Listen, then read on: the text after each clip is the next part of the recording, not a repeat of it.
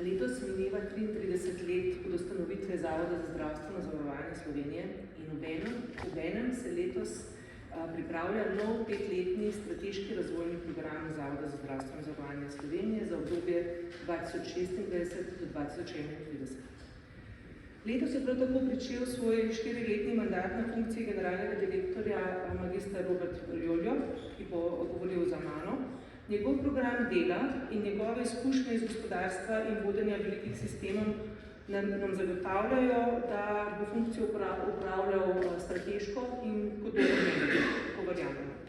Njegovo imenovanje in tudi prijeto soglasje v državnem zboru je temeljilo tudi na spoznanju, da ZZZS potrebuje obsežnejšo modernizacijo ter nov veter ustvarjalnosti in sprememb, ki so lahko na eni strani preproste in na drugi strani celovite in strateške. V upravnem odboru pričakujemo tvorno sodelovanje na vseh področjih, zagotovo pa se bomo tudi aktivno vključili v pripravo strateškega razvojnega programa ZZZS. V novem razvojnem obdobju pričakujemo razvoj elektronskih storitev in postopkov za naše stranke, ki bodo digitalizirane, enostavne in hitre, brez odvečne administracije. Pričakujemo nadaljno digitalizacijo obrazcev ZZZS in elektronsko vročanje dokumentov ter elektronsko komunikacijo z zavarovanci tudi preko portala Zven.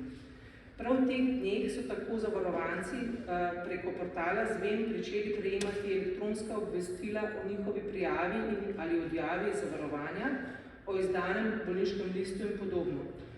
Boljšo informiranost zavarovancem bomo okrepili z razvojem sodobnega in enotnega multimedijskega kontaktnega centra na telefonski številki 01 3077 300 in temu smo v preteklem mesecu z uporabno umetne inteligence dodali na našo spletno stran tudi virtualnega asistenta Zdravka. ZZZS na področju digitalizacije zelo podpira razvoj in uvedbo elektronskega zdravstvenega kartona pri izvajalcih zdravstvenih storitev, ki predstavlja pomembno orodje za boljše vodenje bolnikov in upravljanje zdravstvenega sistema. V novem razvojnem obdobju pričakujemo tudi razvoj sistema pravic iz obveznega zdravstvenega zavarovanja. Ta bo zavarovanim osebam zagotavljal zlasti boljšo dostopnost do zdravstvenih storitev. To je tema, s katero se veliko ukvarjamo. Z boljšim vodenjem čakalnih seznamov in sistema e-naročanje je potrebno zagotoviti objektivnejše podatke o čakalnih dobah, spodbujanjem izvajanja prednostnih zdravstvenih programov pa izboljšati učinkovitost izvajalcev zdravstvenih storitev. Pri tem je pomembna tudi obsežna prenova obračunskih modelov v številnih zdravstvenih dejavnostih, ki na izoblikovanjem realnih cen zagotovi celovitejšo in dostopnejšo obravnavo pacientov ter ustrezne ekonomske spodbude izvajalcev za izvedbo vseh storitev, ki jih pacienti tudi dejansko potrebujejo.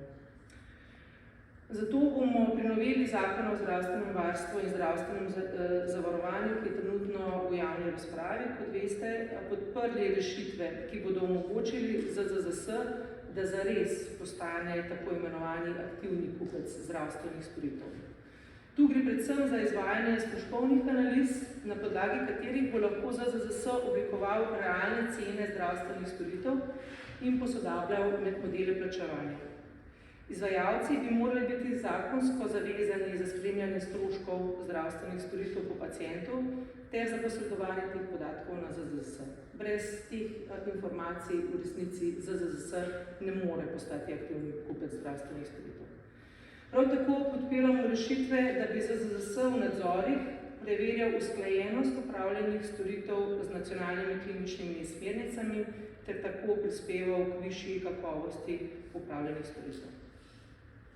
Za nas, predstavnike zavarovancev, je pomembno, da so upravljene zdravstvene storitve kakovostne, sodobne in strokovno doktrinarno utemeljene z uporabo najboljših možnih materialov in tehnik, ki zagotavljajo najboljši možni izid zdravljenja. Zato upravičeno pričakujemo vzpostavitev kazalnikov izidov zdravljenja ter preverjanje standardov varne in kakovostne obravnave pacientov po posameznih izvajalcih. Razvoj mreže javne zdravstvene službe ne temelji na standardih varne in kakovostne obravnave pacientov ter sledi potrebam pacientov.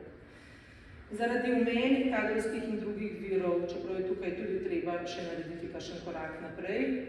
Je pomembno, da izboljšamo pa hkrati tudi zdravstveno pismenost prebivalcev ter skrb posameznika za lastno zdravje. Z uspešnejšo promocijo zdravja in širitvijo učinkovite preventivne dejavnosti moramo še uspešneje preprečevati prezgodnje obolevanje in predolgoletne poškodbe. In nazadnje, za doseganje finančne vzdržnosti sistema obveznega zdravstvenega zavarovanja je pomembno, da deležniki v zdravstvu preverimo, ali se vsi procesi izvajajo optimalno ter skupaj poiščemo rešitve za izboljšanje. V spoštljivem in stalnem dialogu se moramo boriti za naš skupni cilj, ki pa je državljanom zagotoviti učinkovit in kakovosten javni zdravstveni sistem. Jasno.